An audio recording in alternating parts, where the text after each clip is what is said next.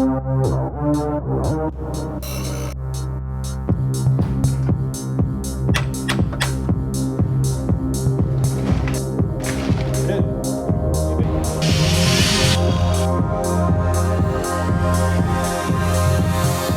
is my Volvo 780. No intercooler, but it does run. It runs and drives. It's mechanically sound. So we're going to be addressing the most important issue on it today.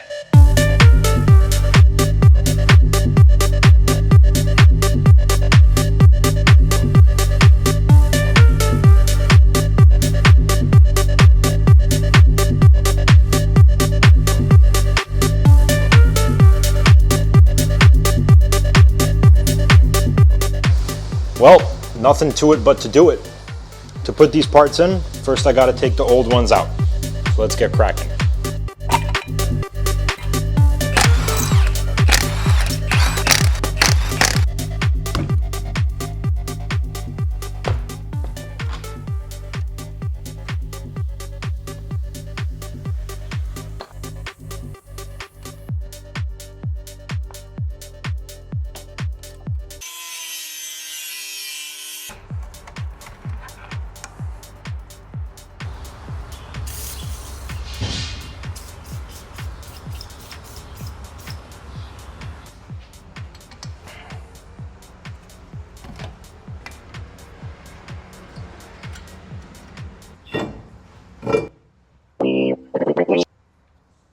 You're not gonna believe this.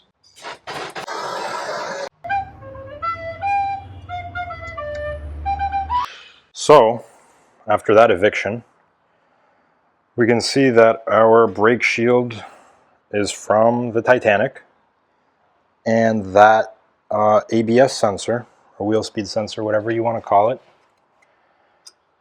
left the chat a long time ago. And that's the rest of the brake shield. So that was going to get replaced anyway, but that's what we're working with. Next, we're going to be removing that lower ball joint and the tie rod, and then lastly the top.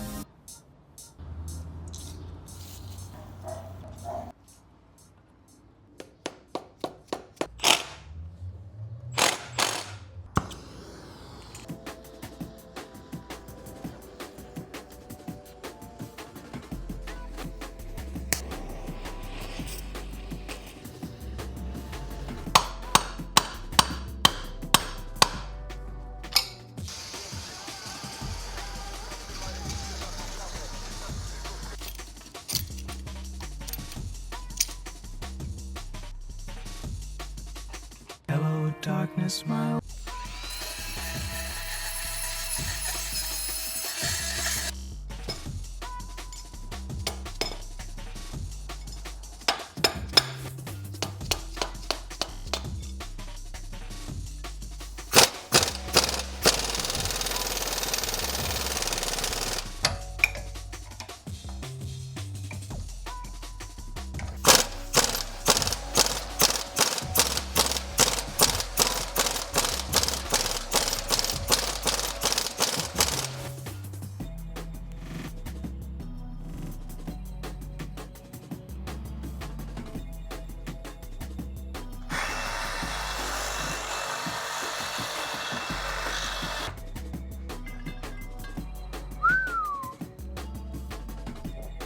The KYB XLGs. Not anymore.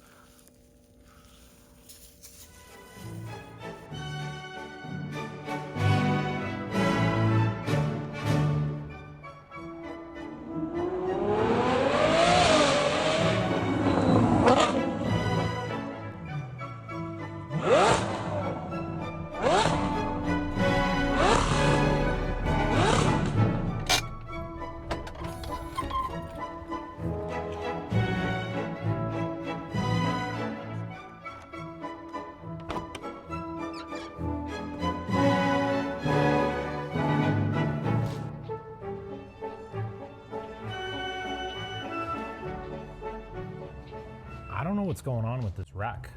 I got my Harbor Freight light here, and this part is definitely aluminum, especially this cracked part here. I mean, it's sticking here because there's, you know, metal. I should say ferrous metal. But here it's not sticking. But then we look at this part of the rack and it's got rust on it. And the magnet sticks to it like crazy. Even in there. So when I pull this out, I'm gonna see. Could this thing be joined? Oh, I think I see the seam right there. Yeah, I think this is half aluminum, half steel. Anyway, it's time for it to come out. This one, thankfully, is fully aluminum. I'm not gonna call it a weight reduction, but I'm just happy that, that it's not gonna corrode. The only thing that's steel are the lines, and I'm about to paint those right now. Got my Car Rep 2K clear in a can. No respirator, open air painting, no masking, nothing. I just want to get the fittings. I've checked that they're tight, of course. Just gonna get the fittings and the lines. Not much else.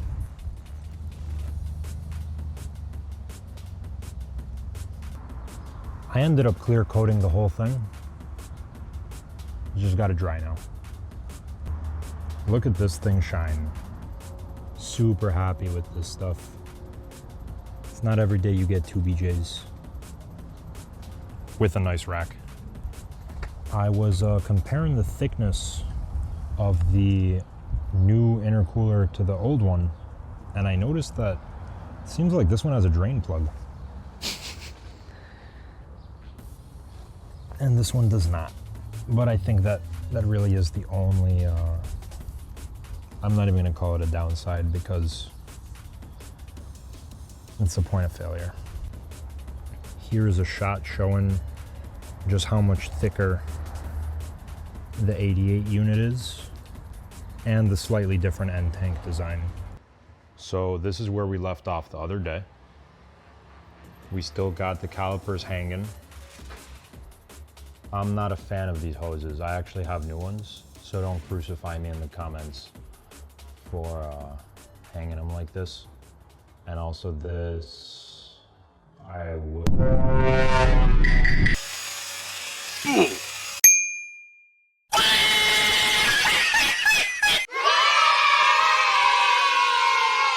So that's unacceptable. So it's gonna get changed. In terms of what we have left with the suspension, we got, I don't know the name of this arm, forgive me, but we got this arm, one bolt left on each one.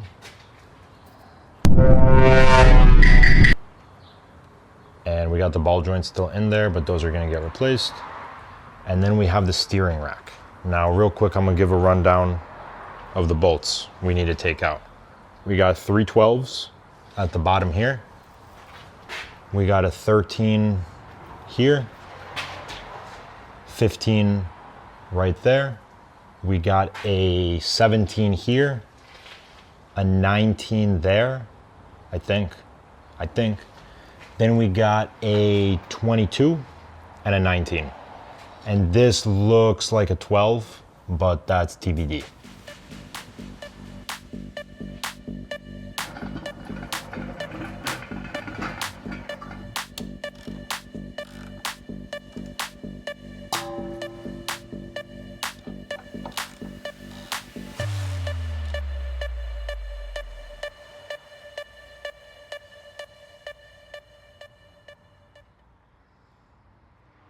So this old rack, we can see it's a different design than the one we're putting in.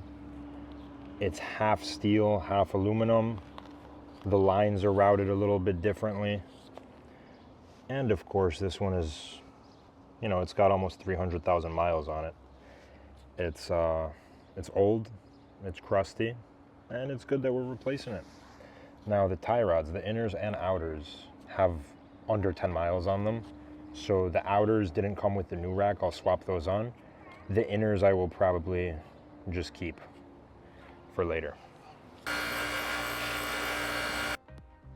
So I've got the new rack in. I'm still gonna have to revisit this and line it up, but I just wanna show you guys if it'll focus. I bent this line out of the way. Now, this is gonna be hard mounted, so these two really should not be moving independent of each other. So I think this is a totally fine clearance. But, you know, I checked everything else. This is touching here, so this I'm gonna have to tweak a little bit. And then this one, there is a gap. It's a hair, it's a CH, the smallest unit. But, you know, it's not touching. So I'm gonna bend these two a little bit back, and then I'm gonna try to line up the shaft and get the thing set up. I don't know if this happened in shipping or if it's made this way. I kind of find it hard to believe that they would make it this way. I don't think these subframes are much different, and they say that this rack is compatible with every rear-wheel drive Volvo pretty much, so. Well, you know, from the 240 on, so bear with me. All right, I've got a nice clearance here. I've got a pretty generous clearance here. And I've got a pretty good clearance on this one. The lines that run up top are very close to touching, but you can only do so much. And I'm pretty happy with this. So I've got the wheel centered. I just climbed into the car.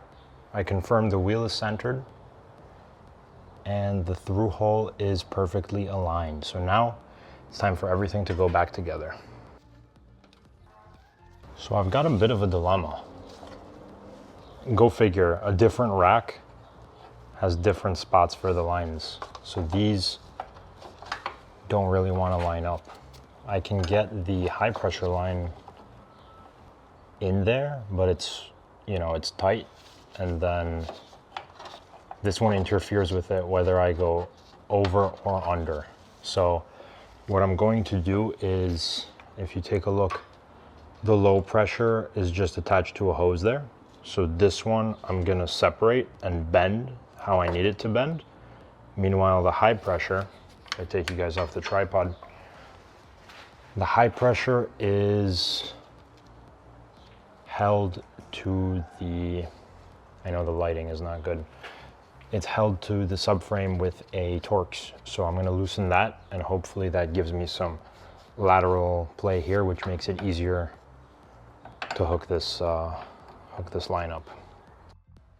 This is the condition of the back of the shop. Anyway, we're back here because we got the press and a small arbor here. So what I think I'm going to do is first I'm going to try with the arbor.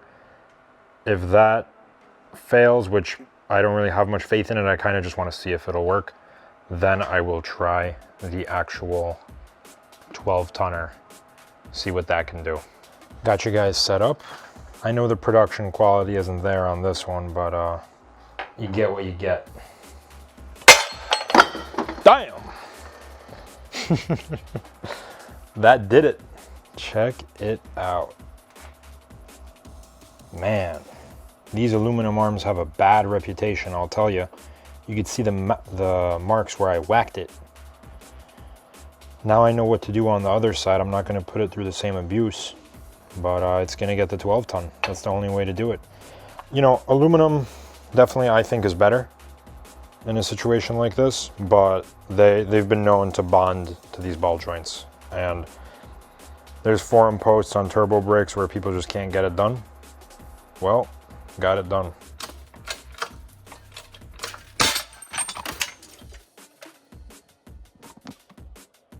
Oh yeah.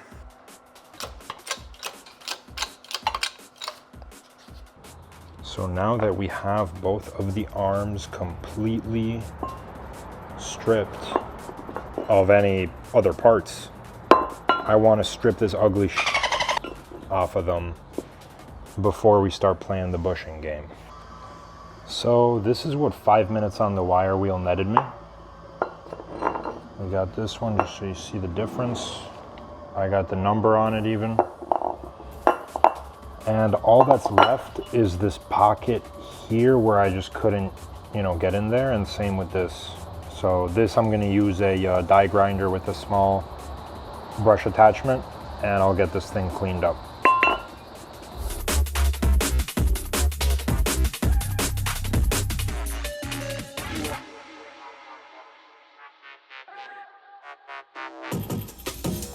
Next step of what we will be doing is installing our polyurethane body side bushing to replace the rubber one that we burnt and pressed out. So these are from Strong Flex in Poland, and I have a whole kit for the whole car. This is going to be polyurethane from IPD on the track bar, track rod, whatever, and the ball joint is the ball joint. So in this arm, we're only doing this polyurethane bushing. It comes, I guess, in 5 parts. You got the outer, it's kind of like I don't want to say it's kind of like a bearing, but you have an outer race, call it, and an inner race. And I'll show you how we press these all together and how they go together.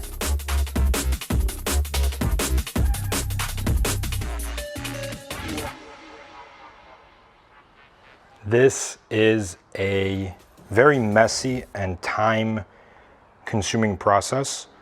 In the future, I will definitely ask IPD to send me one just without bushings in it, because this really sucks to do. Now I gotta cut through this. I'm a little anxious because, you know, this thing came painted beautifully, and I'm really sad that I'm messing up the finish a little bit on it with my destructive methods here, but it's got to be done. I'm gonna paint, I'm gonna do as little damage as possible, and then I'm gonna paint over it.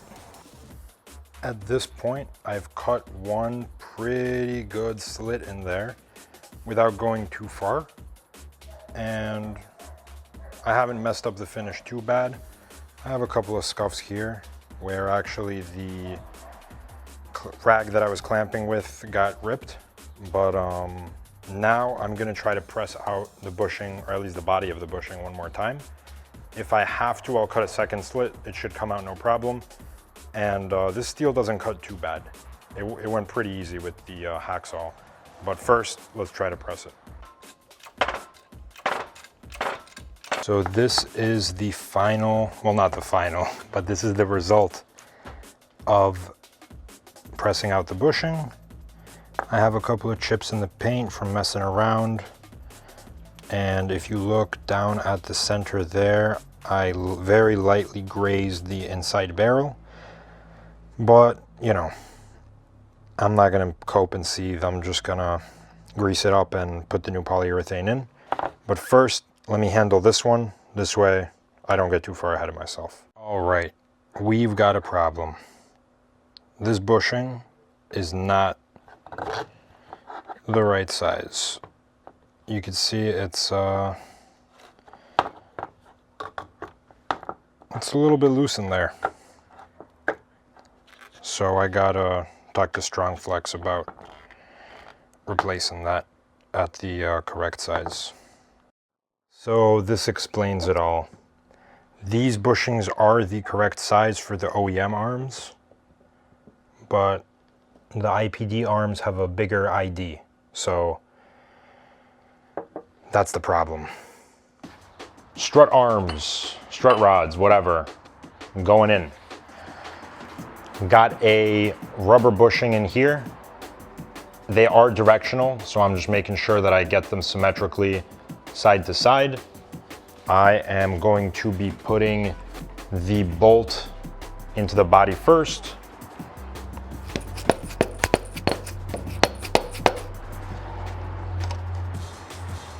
That's about where I want it. It's nice that it holds itself in. Next, we have the nut and the bolt. This is a I want to say maybe 18, but I don't have that. Hold on. Focus, please. It's an oh man, this focus is really bad. There we go. It's an E18.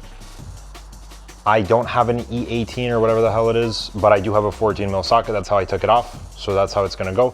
14 mil on the bolt head, 22 on the nut.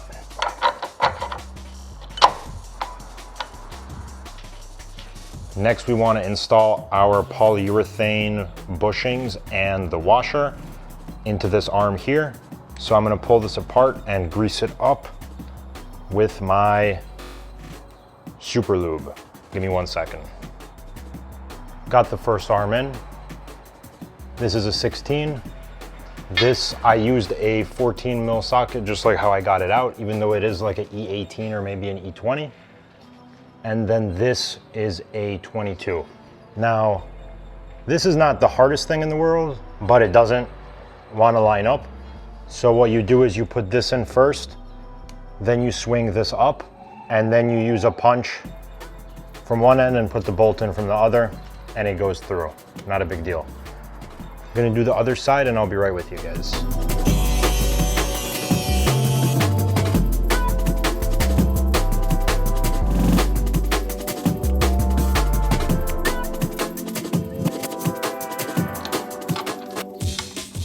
Strut rods are installed and looking good, might I add.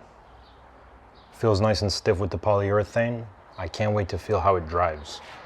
Now brings us to the next topic, which is this stud, this hole, and that hole.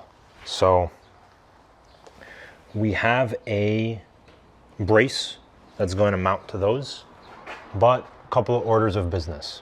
As you can see, that nut is crooked, so I'm going to straighten that out. And on this side, everything looks okay, but this car got gooped with undercoat. So I'm going to brush this off, and I'm going to do my best to chase these 2 or 3 nuts out. Now, if I really was an ass, I would just spin the hardware on, but I'm trying to do a good job here. It's good enough. Ooh, I didn't like that sound. There we go. Better. The finest Indian hardware. Gonna get some anti-seize on this and put this bar in. This is a 10 by 1, of course, M10 by 1.5 tap. And if you think this is a bad idea, You should see me run a CNC. All right, so we got the driver's side here, and I am very happy with how it sits. It sits very nicely. So we got the brace bolted up, and the driver's side sits beautifully. It looks good, it feels good. What more could you want? Now, the passenger side seems a little funny. So I had to bend this rod a CH. I wasn't able to bend it much because it's very tough, but I just had to bend it a little and it fit. And then this one went as well, but it's biting into the weld here. So that's a little bit close for comfort. It is what it is. I'm not winning any beauty pageants here. And it holds, but I'm not too happy with that. And also, it doesn't look as good as the other side. This side it looks strong. On this one, it's kind of like, you know, it's just on there.